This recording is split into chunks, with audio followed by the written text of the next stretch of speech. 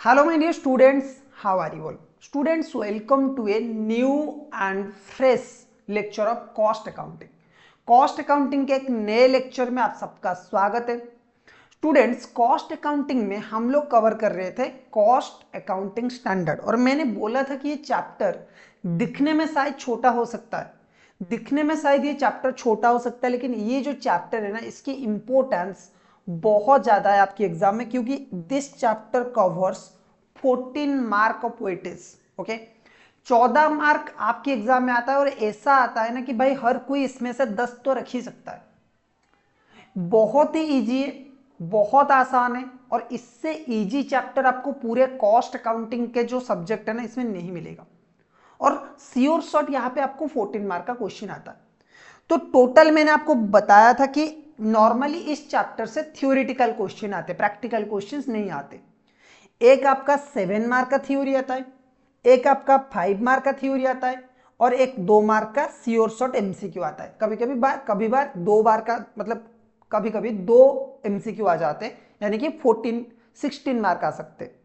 ठीक है, इसमें हम लोगों ने क्या क्या अभी तक कवर किया है? हमने कवर किया है कि सर ये कॉस्ट अकाउंटिंग स्टैंडर्ड होते क्या है, इनके एडवांटेजेस क्या क्या है, what are the advantages of cost accounting standard. So this is one of the most important question. उसके बाद हम लोगों ने डिस्कस किया था cost accounting standard board. Sir ये जो कॉस्ट अकाउंटिंग स्टैंडर्ड बोर्ड है, इसके कंपोजिशन क्या क्या है, इसमें कौन कौन से लोग बैठते, कौन कौन से लोग इसके मेंबर्स है, इसके बारे में भी हम लोगों ने डिस्कस किया था, राइट। उसके बाद तीसरा क्वेश्चन जो हम लोगों ने डिस्कस किया था वो था objective and functions of cost accounting standard board. Cost accounting standard board का ऑब्जेक्टिव क्या है एंड फंक्शन क्या क्या है, ये भी हम लोगों ने डिस्कस किया था। उसके बाद कुछ कॉस्ट अकाउंटिंग स्टैंडर्ड्स के बारे में हम लोगों ने बात किया था। टोटल हमारे जो इंस्टीट्यूट है ICMAI, Institute of Cost and Management Accountant of India, इसने total 24 cost accounting standard issue किया है। अगर मैं टेक्निकली बोलूं आज के डेट में तो 25 है, लेकिन आपकी स्टडी पर्पज के लिए स्टूडेंट लाइफ में आपको 24 अभी तक पढ़ना है। एक आ चुका है 25th वाला जो स्टैंडर्ड वो आ चुका है, वो मेंबर्स लोगों को दिया, मतलब मेंबर्स जैसे मेरे जैसे क्वालिफाइड लोग, उनके पास उसकी अवेलेबिलिटी है। इंस्टीट्यूट ने ऑलरेडी PDF वगैरह दे दिया कि भाई आप इसके बारे में पढ़ो, आपकी पढ़ाई के लिए कुछ 1-2 साल में एप्लीकेबल हो जाएंगे, राइट। सो फिलहाल के लिए आपको 24 स्टैंडर्ड्स याद रखने। मैं बोलूं कि अगर एक बार भी आप इन 24 स्टैंडर्ड्स के नाम याद रख लेते हो ना, देन आपकी इतने आसान हो जाएगा कि आपको इजीली मार्क मिल सकता है। तो सबसे पहला स्टैंडर्ड हम लोगों ने जो पढ़ा था ना 24 स्टैंडर्ड में से, वो था कॉस्ट अकाउंटिंग स्टैंडर्ड 1, और वो था on classification of cost. Cost accounting standard on classification of cost, cost accounting standard on classification of cost, ये हम लोगों ने डिस्कस किया था। और उसके बाद हम लोगों ने दूसरा स्टैंडर्ड कवर किया था। दूसरा स्टैंडर्ड हमारा क्या था? Cost accounting standard on captive capacity determination. Okay, number 1 classification of cost, number 2 capacity determination, number 3 is your cost accounting standard on production and operation overhead. Cost accounting standard on production and operation overhead. So पहला standard कौन सा था? Cost accounting standard on classification of the cost. Second आप लोगों का था cost accounting standard on capacity determination. Third आप लोगों का था cost accounting standard on production and operation overhead. Fourth आप लोगों का जो स्टैंडर्ड है वो आज हम लोग कवर करने वाले हैं। फोर्थ स्टैंडर्ड जो है वो आज हम लोग आप लोगों के लिए कवर करने वाले। तो चलिए स्टार्ट करते।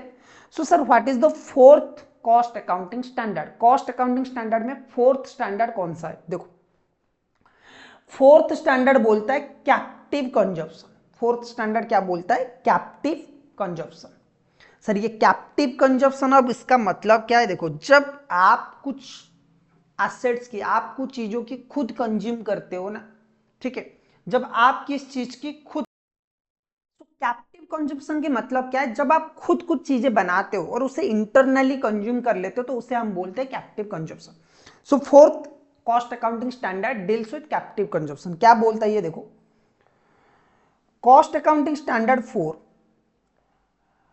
was issued to specify the principles for determination of cost of production for valuation of the goods meant for captive consumption as required under the Central Excise Valuation Determination of the Price or Excisable Goods Rule 2000। तो central excise valuation determination of price of excisable goods, ये rule के under cost accounting standard 4 develop किया गया था for captive consumption. Okay, CBEC vide circular number 692/8/2003 date 13/2/2003 has clarified that in case of captive consumption cost calculation should be as per cost accounting standard 4 only। तो CBEC central board of excise and custom ने एक notification के through ये बोला था कि भाई जो कैप्टिव कंजप्शन है ना, इस कैप्टिव कंजप्शन के केस में जो कॉस्ट के कैलकुलेशन है वो एज पर कॉस्ट अकाउंटिंग स्टैंडर्ड 4 ओनली होगा। With the introduction of GST goods and service tax आने के बाद with effect from 1 July 2017 the concept of captive consumption is no more relevant for computing the tax incidence. However, the concept of cost of the production or manufacture is relevant under the GST law where the value of supply of goods or services or both are determined on basis of cost। बोला कि GST आने के बाद क्योंकि excise duty आज के time पे कहीं पे ज्यादा एप्लीकेबल नहीं है, बहुत सारे प्रोडक्ट के ऊपर एक्साइज ड्यूटी एप्लीकेबल नहीं होता है, तो GST एप्लीकेबल होता है। तो इस केस में जो एक्साइज ड्यूटी, जो एक्साइज डिपार्टमेंट ने, central board of excise and custom, इसने जो नोटिफिकेशन लाया था कि जो कॉस्ट होगा, कैलकुलेशन होगा कैप्टिव कंजप्शन की केस में, वो कॉस्ट अकाउंटिंग स्टैंडर्ड 4 की बेसिस पे होगा, वो इरेलीवेंट और ज्यादा रेलीवेंट नहीं है। ओके, कुछ जगहों पे ये यूज हो सकता है जब आप कुछ गुड्स प्रोड्यूस करते हो। With the introduction of GST goods and service tax with effect from July 2017, 1 July 2017, the concept of captive consumption is no more relevant for computing the tax incidence. However, the concept of cost of the production or manufacture is relevant under GST law, where the value of the supply of the goods or services or both are determined based on cost। ठीक है, अब चलते हैं objective क्या है sir इस standard की। बहुत ही सिंपल है, देखो, the objective of this standard is to bring uniformity and consistency in the principles and methods of determining cost of the production और एक्विजिशन और सप्लाई ऑफ द गुड्स और provision of the services as required under provision of the CGST act और rules. बहुत ही simple है, objective हर एक standard का same ही है almost. The objective of this standard is to bring uniformity and consistency in the principles and methods of determining the cost of the production or acquisition or supply of the goods or provision of the services as required under provision of the GST Act or rules। Scope की अगर बात करें तो scope क्या है इस standard का? This standard should be applied to cost statement which required classification, measurement, assignment, presentation, disclosure of related cost for determination of the following under relevant provisions of the GST Act। तो ये standard की जो scope है, काम क्या क्या है? Cost classification, measurement, assignment, presentation and disclosure of related cost for determination of the following under the relevant provisions of the GST law। Number 1, determination of the cost of goods products, cost of the production of the goods। जो भी goods produce हो रहा है उसकी जो cost है वो cost accounting standard 4 के हिसाब से निकल सकता है। Number 2, determination of the cost of acquisition of the goods. अगर कोई गुड्स आप खरीद रहे हो, कोई गुड्स आप एक्विजिशन कर रहे हो, तो उस टाइम पे उसका भी कॉस्ट ये निकाल सकता है। तीसरा बोल रहा है determination of the cost of the supply of goods. Okay, determination of cost of supply of the goods, जो भी गुड्स सप्लाई होता है, GST में सप्लाई एक है ना, जो हर चीजों में डेफिनेशन डिफाइन किया गया वो है supply. Goods and service tax तभी लगता है जब गुड्स एंड सर्विसेज का सप्लाई होता है। तो जब सप्लाई होता है, जो भी गुड्स एंड सर्विसेज सप्लाई है उसका कॉस्ट निकालना। Okay, determination of the cost of the provision or supply of the services। okay, determination of the cost of the provision और सप्लाई ऑफ द सर्विसेज, जो भी सर्विसेस आप supply करते हो उसका कॉस्ट निकालना। उसके बाद determination of the value of the supply of the goods और services as per open market value और आज पर द गुड्स और services of like and kind of quality.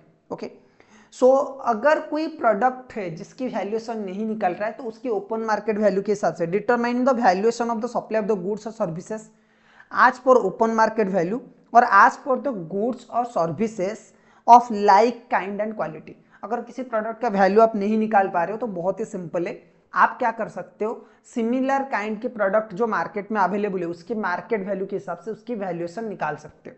तो ये कॉस्ट अकाउंटिंग स्टैंडर्ड 4 में बताता है। सही है सर, बिल्कुल। अब चलते हैं नेक्स्ट कॉस्ट अकाउंटिंग स्टैंडर्ड के ऊपर। नेक्स्ट कॉस्ट अकाउंटिंग स्टैंडर्ड जो है वो आपका है cost accounting standard 5, that is on determination of average cost of transportation. Okay, cost of transportation ये जो है ये है हमारा cost accounting standard 5। So cost accounting standard 5 क्या बोलते हैं, cost accounting standard on determination of average cost of transportation. देखो, तो cost accounting principles for tracing और identifying an element of cost is allocation or apportionment to a product or service as well as established. Okay, so cost accounting standard ये जो 5th वाला है ना, the cost accounting standard principles for tracing and identifying an element of cost, its allocation or apportionment to a product or service are well established. Okay, services are well established. Transportation cost is an important, देखो क्या बोल रहे हैं, transportation cost is an important element of the cost for procurement of material for production and for distribution of the product for sale. ये standard बहुत ही simple चीज बोलता है कि भाई हमें जो ट्रांसपोर्टेशन कॉस्ट है उसे कैसे कैलकुलेट करना है। अब ट्रांसपोर्टेशन कॉस्ट एक बहुत ही इंपॉर्टेंट कॉस्ट है, चाहे आप मटेरियल की प्रोक्योरमेंट मतलब मटेरियल की परचेज की बात करें और चाहे आप क्या करिए, चाहे आप बात करें कि जब आप प्रोडक्ट की डिस्ट्रीब्यूशन करेंगे सेलिंग के टाइम पे, तो उस टाइम पे भी ट्रांसपोर्टेशन कॉस्ट आपका इनकर होगा। Okay, therefore cost accounting record should present transportation cost separately from the other cost of inward materials and और cost of the sales of the finish goods. देखो simple सा standard क्या बोल रहा है कि भाई ट्रांसपोर्टेशन कॉस्ट एक बहुत ही इंपॉर्टेंट एंड एक मेजर कॉस्ट बन सकता है किसी भी इंडस्ट्री में जहां पे मैन्युफैक्चरिंग होता है, जहां पे प्रोडक्शन होता है, जहां पे सेल्स किया जाता है, डिस्ट्रीब्यूशन होता है।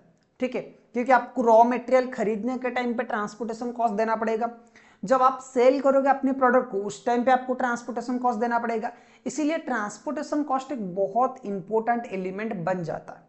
सही है सर, बिल्कुल। अब पॉइंट ये कि सर ये जो ट्रांसपोर्टेशन कॉस्ट है, इस ट्रांसपोर्टेशन कॉस्ट को हम कैसे कॉस्ट अकाउंटिंग में कॉस्ट रिकॉर्ड्स में प्रेजेंट करें, वो कॉस्ट अकाउंटिंग स्टैंडर्ड 5 बोलता है। और ये बोलता है कि ट्रांसपोर्टेशन कॉस्ट को आपको एक सेपरेट हेड में दिखाना है, चाहे वो कॉस्ट मटेरियल की प्रोक्योरमेंट के रिलेटेड हो या फिर सेल के रिलेटेड हो, दोनों ही केस में आपको एक क्या करना है, सेपरेट हेडिंग करके ट्रांसपोर्टेशन कॉस्ट को दिखाना है। ठीक है, finance act 2003 also specify the certification requirement of transportation cost for claiming deduction while arriving the assessable value of the excisable goods clearing for home consumption. Finance act 2003 में भी ये बोला गया था कि भाई जब एक्सपोर्ट होता है ना, सॉरी जब इंपोर्ट होता है ना, इंपोर्ट ऑफ द गुड्स, तो गुड्स आता है और जो गुड्स होम कंजप्शन के लिए क्लियर किया जाता है उस टाइम पे ट्रांसपोर्टेशन कॉस्ट का क्लियर वैल्यूएशन सर्टिफिकेशन होना चाहिए। और सर्टिफिकेशन कौन करेगा, कॉस्ट के जितने भी सर्टिफिकेशन है वो एक कॉस्ट अकाउंटेंट ही कर सकता है। ठीक है, there is a need to standardise the records keeping of expenses related to transportation cost and computation of the transportation cost. So इसीलिए ये स्टैंडर्ड बहुत जरूरी है, क्योंकि कॉस्ट ट्रांसपोर्टेशन कॉस्ट को एक स्टैंडर्डाइज वे में रिकॉर्ड करना और उसकी सही कंप्यूटेशन करना बहुत ज्यादा जरूरी है अगर हमें कॉस्ट रिकॉर्ड सही बनाना है। ठीक है, ऑब्जेक्टिव स्टैंडर्ड का सर क्या है, like other standards to bring to bring uniformity in the application of the principle and methods used in determination of average equalized transportation cost. मैंने आपको बोला है कि अगर आपको किसी भी स्टैंडर्ड की ऑब्जेक्टिव लिखना है ना तो यहां तक आप लिख सकते हो आराम से. To bring uniformity in the application of principles and methods used in determination of average equalized transportation cost. थोड़े से और भी ऑब्जेक्टिव्स यहाँ पे. To prescribe the system to be followed for maintenance of record for collection of cost of transportation, its allocation, apportionment to the cost centers, locations और products.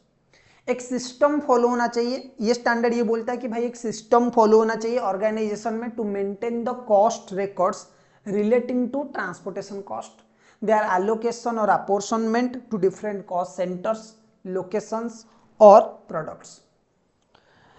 सी number में क्या बोलता है? To provide transparency in the determination of the cost of transportation. एक transparency रहना चाहिए cost of transportation को record करने के टाइम पे. सही है सर? बिल्कुल. चलो सर, स्कोप क्या है इस स्टैंडर्ड का? This standard should be applied for calculation of transportation cost of transportation.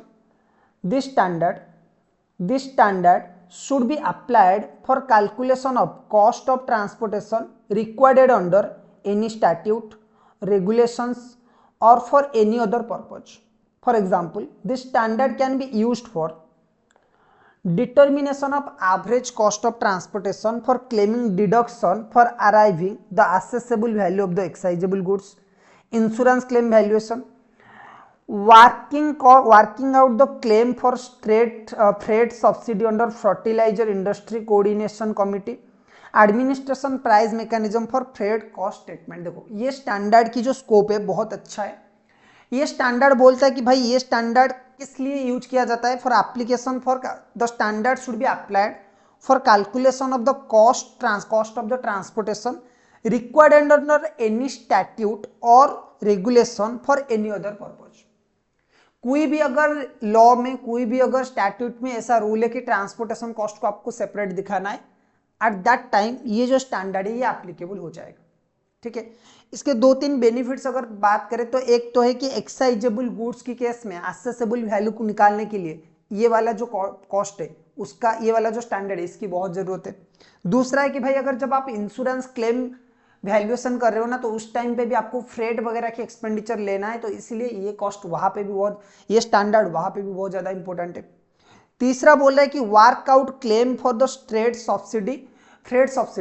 कुछ क्या होता है ना, कुछ कमिटी जो होते हैं फ्रेट इंडस्ट्री कोऑर्डिनेशन ने फ्रेट सब्सिडी दे रखा है कुछ फार्मर्स के लिए कि भाई जब आप फर्टिलाइजर वगैरह लाते हो ना उस टाइम पे जो गाड़ी का भाड़ा है उसके ऊपर हम सब्सिडी देंगे, तो उस केस में भी उसका डिडक्शन आप क्लेम कर सकते हो.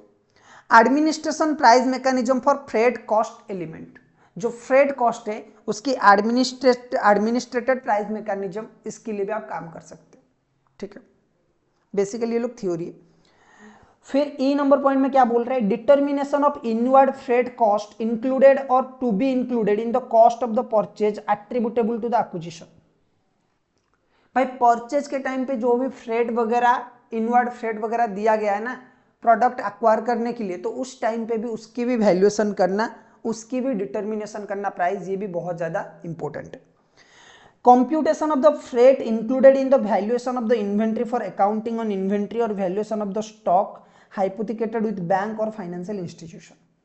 और क्या बोल रहे हैं कि भाई अगर कोई इन्वेंट्री, उसमें भी तो ट्रांसपोर्टेशन कॉस्ट इंक्लूड किया गया होगा, तो उसकी भी ट्रांसपोर्टेशन कॉस्ट वैल्यू करना. उसके साथ साथ अगर कहीं पे भी कोई भी इन्वेंट्री मॉर्गेज में है, हाइपोथिकेटेड है, तो उस केस में उसकी वैल्यू करके बैंक को देना, ये भी स्टैंडर्ड का बहुत ज्यादा इंपॉर्टेंट पार्ट है. सही है सर? बिल्कुल. चलो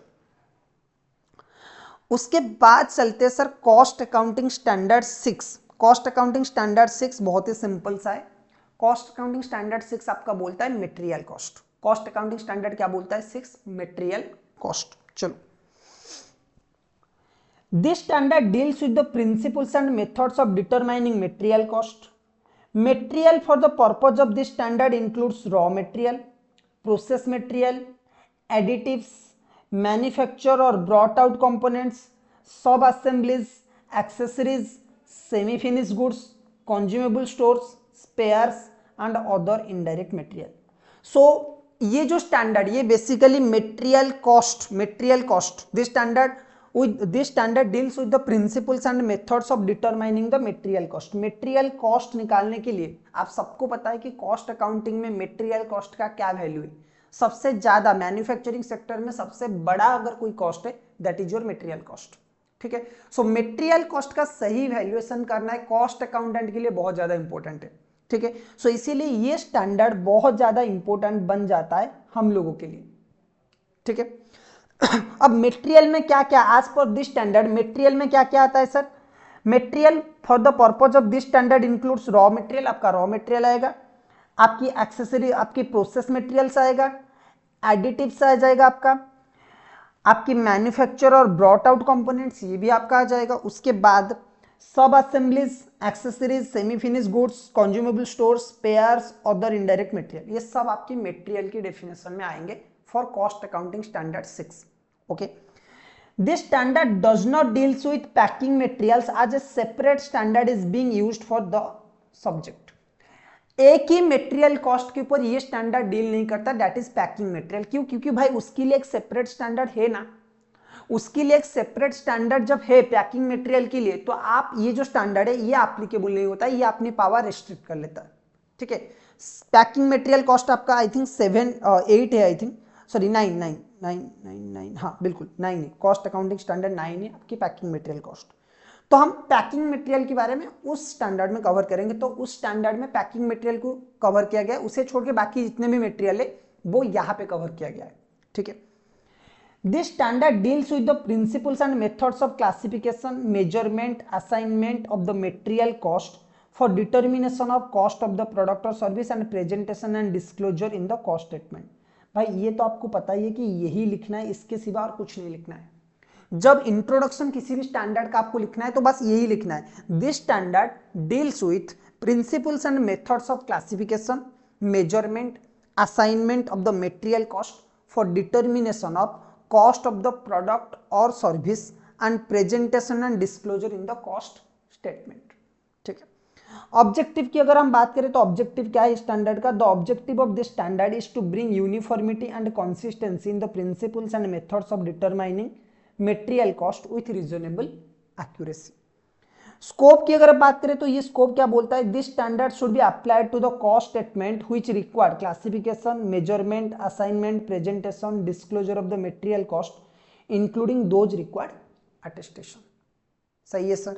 बिल्कुल। चलो अब बात करते हैं कॉस्ट अकाउंटिंग स्टैंडर्ड 7। तो सर ये कॉस्ट अकाउंटिंग स्टैंडर्ड 7 है क्या? देखो, कॉस्ट अकाउंटिंग स्टैंडर्ड आपका 7 जो है वो है एम्प्लॉय कॉस्ट। एम्प्लॉय कॉस्ट मतलब बेसिकली हम बोल सकते हैं labour cost. Okay, so labour cost क्या बोल रहा है? This standard deals with principles and methods of determining employ cost. This deals with the principles and methods of classification, measurement, assignment of employ cost for determination of the cost of the product और service and presentation and disclosure in the cost statement. ये तो आपको यही वाला चीज हर जगह copy paste करना है। This standard deals with principles and methods of classification, measurement, assignment of the employee cost for determination of the cost of the product or service and the presentation and disclosure in the cost statement. Objective क्या है sir इस standard का? The objective of this standard is to bring uniformity and consistency in the principles and methods of determining employee cost with reasonable accuracy.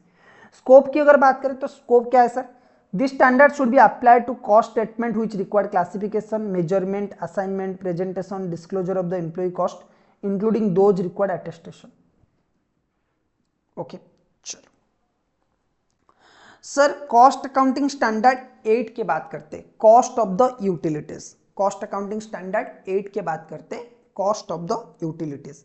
Sir cost of the utilities है क्या? देखो, this standard deals with principles and methods of determining cost of the utilities. This standard deals with